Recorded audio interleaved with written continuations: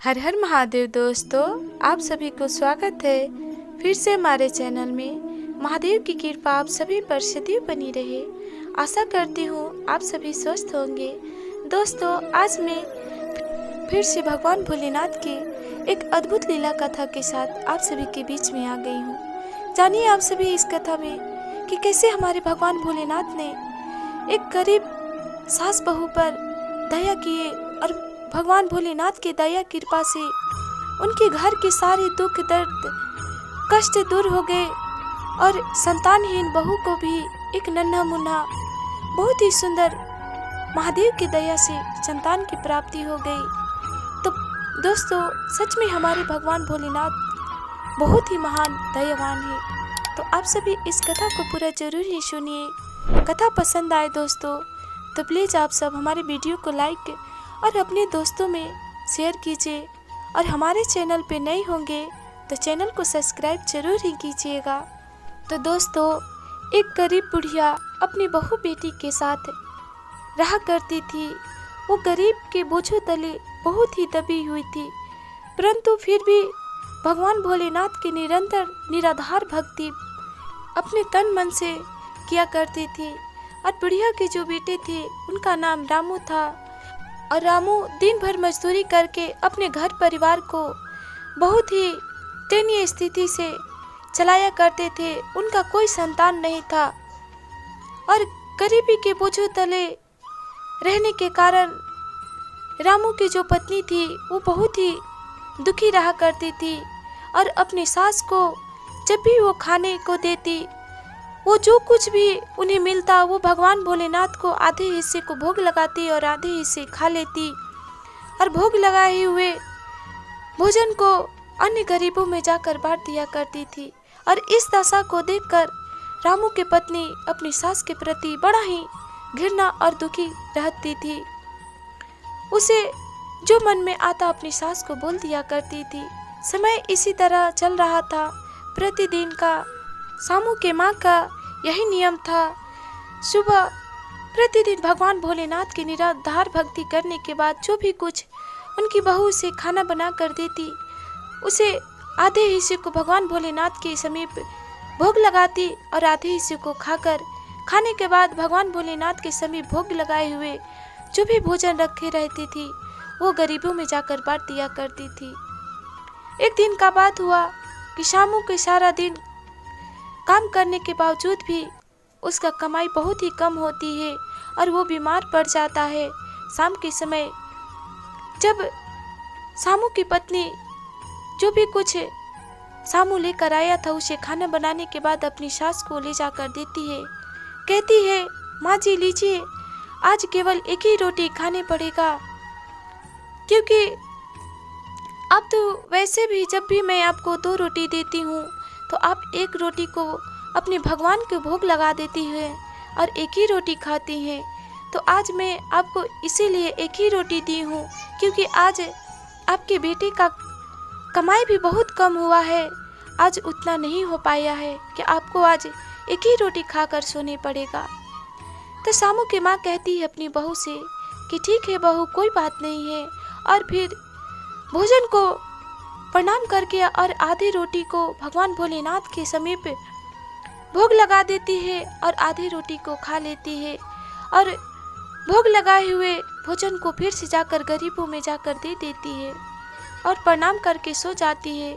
बहू अपनी सास को इस दशा को देखकर वो मन ही मन बहुत ही जलन करने लगती है। कहती है, बुढ़िया तो पता नहीं क्या करती है, इस भोलेनाथ की मूर्ति के सामने पता नहीं कौन सा भक्ति जाग उठा है, जो प्रतिदिन जो भी मैं भोजन उसे ग्रहण करने के लिए देती हूँ आधे हिस्से को भोग लगाती है और आधे हिस्से स्वयं खाती है, और फिर भोग लगाए हुए भोजन को गरीबों में जाकर बांट देती है। पता नहीं इसे क्या होता है, इससे क्या मिलता है। यदि वही भोजन को अन्य दूसरे में ना देकर घर में ही रहने देती, ना खाती, तो हम अगले दिन खाते, हमारा अगले दिन भोजन का गुजारा बस भी चल जाता। परंतु इन्हें कौन समझाने जाए, हम सभी का बात ये सुनती कहाँ है। मैं इन्हें लाख समझाती हूँ फिर भी वो हमारी बातों को नहीं समझती और यूं ही निरंतर करती रहती हैं जो उनको मन में आता है। फिर शामू की पत्नी चली जाती है वहाँ से और सुबह का समय होता है। शामू बहुत ही देर से सोए रहता है। तो शामू की माँ जब सुबह के समय जागती है तो देखती है कि शामू अभी तक नहीं उठा है। तो अपनी बहू से पूछने लगती है कि बहू, शामू अभी तक क्यों नहीं जगा है, अभी तक क्यों सो रहा है। तभी शामू की पत्नी कहती है कि माँ जी, आज तो आपकी बेटी का बहुत ही तेज से बुखार है, आज वो काम के लिए भी नहीं जाएंगे, आज का हम लोग का गुजारा बस कैसे चलेगा। तभी कहती है शामू की माँ कि बहू, तुम शामू को ध्यान रखना, मैं काम के सिलसिले में बाहर निकलती हूँ। तभी कहती है उनकी बहू कि माँ जी, आप क्यों जा रही हैं बाहर, आपको काम भला इस अवस्था में कौन दे सकता है।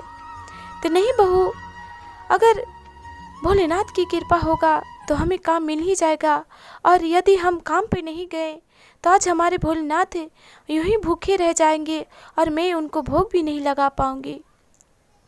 कि कोई बात नहीं है, तुम शामू को ध्यान रखना, मैं बाहर जा रही हूँ।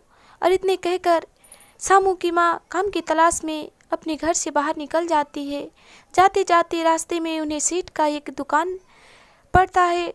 सेठ के पास जाती हैं, कहती हैं कि क्या मुझे कोई काम मिल सकता है, बदले में मुझे कुछ नहीं, बस केवल एक समय के भोजन के लिए कुछ अनाज चाहिए।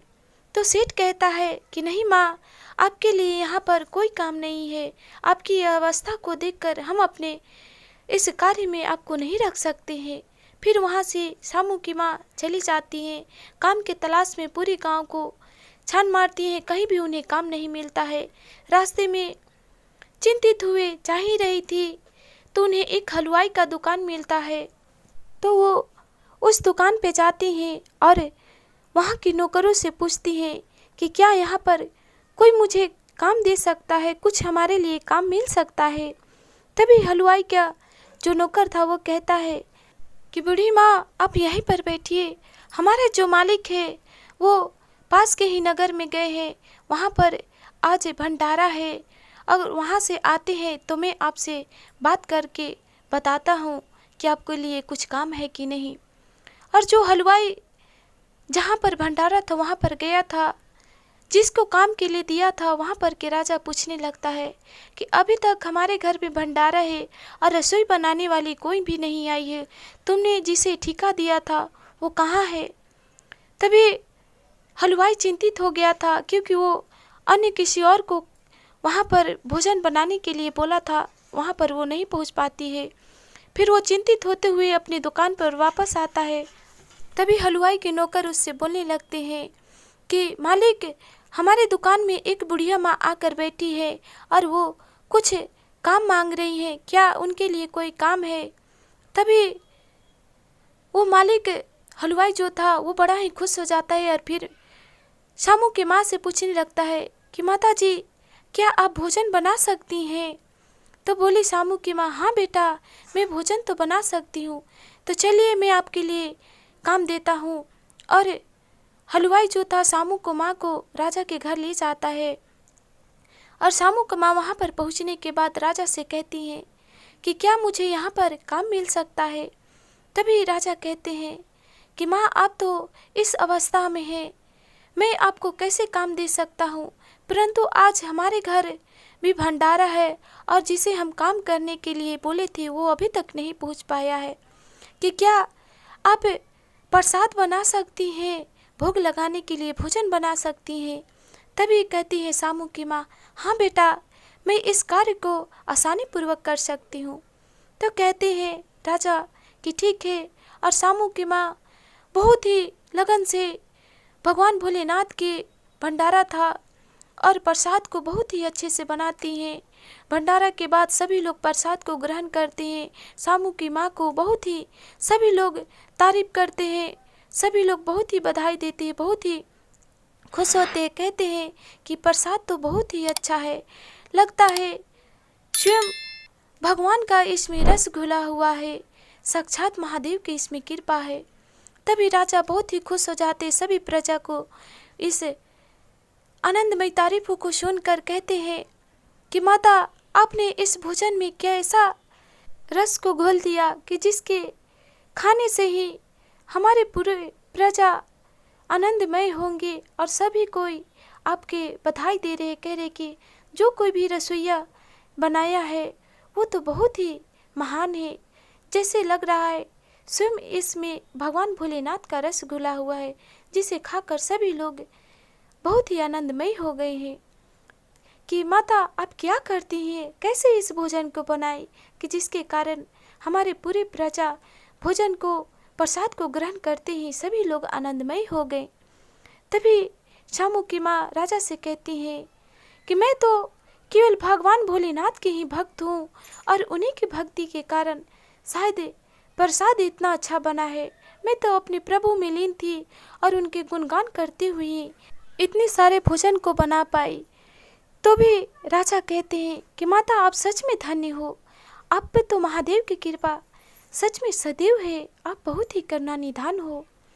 राजा खुश होकर माता को ढेर सारे रुपए उपहार में देते हैं और अपनी पत्नी से कहते हैं कि रमा, तुम माता के लिए जो प्रसाद है वो एक पोटली में बांध दो कि ताकि ये भी खा ले, उनके परिवार भी खा ले।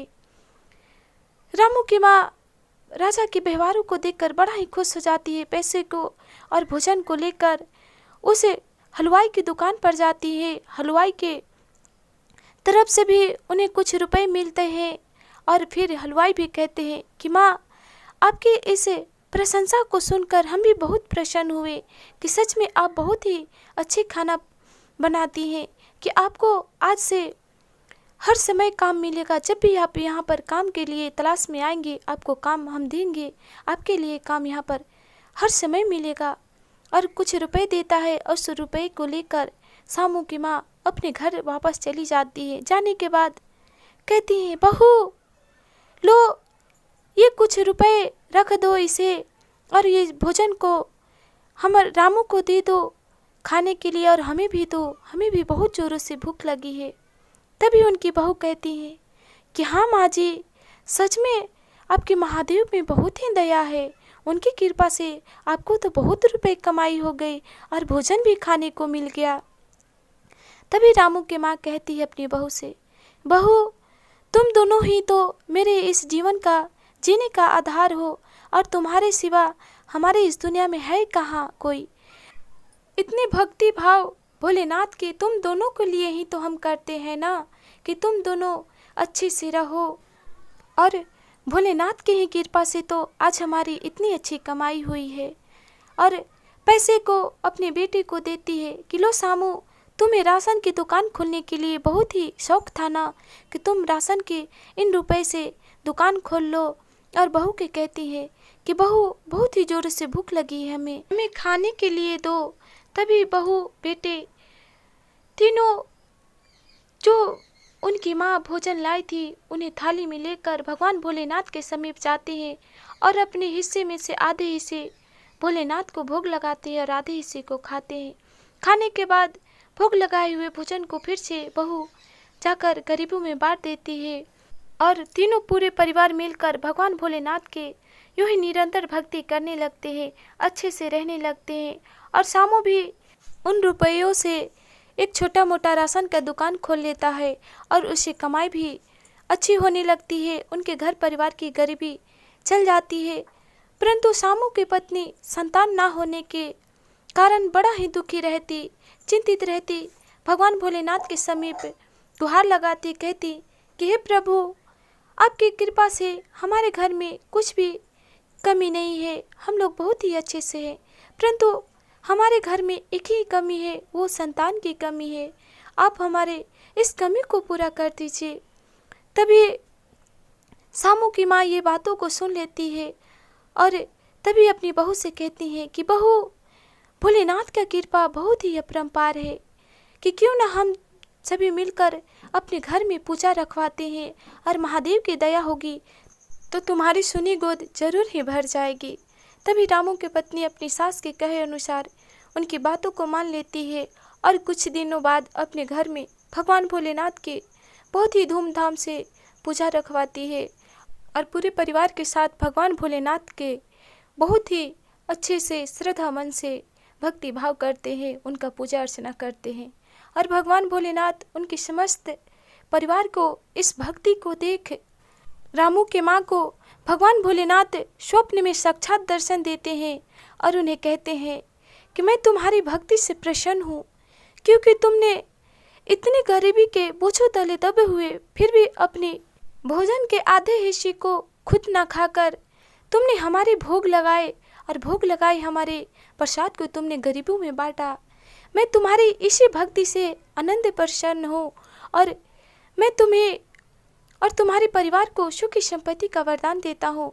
और इतने कहकर भगवान भोलेनाथ अंतर ध्यान हो जाते हैं। तभी रामू की माँ की आँख खुल जाती है और उठती है तो वो चकाचौंध हो जाती है और प्रभु के स्वप्न में दर्शन मात्र से उसके घर की सारी दशा सुधर जाती है। और समय के साथ 9 महीने के बाद रामू की पत्नी को एक पुत्र की प्राप्ति होती है और उनके पूरे परिवार समस्त अच्छे से रहने लगते हैं और फिर से भगवान भोलेनाथ के पूजा अर्चना धूमधाम से कराते हैं। सच में हमारे भगवान भोलेनाथ में बहुत ही दया है और वो करुणा निधान जगत कल्याणी गुरु हैं और सबके पर दया करते हैं।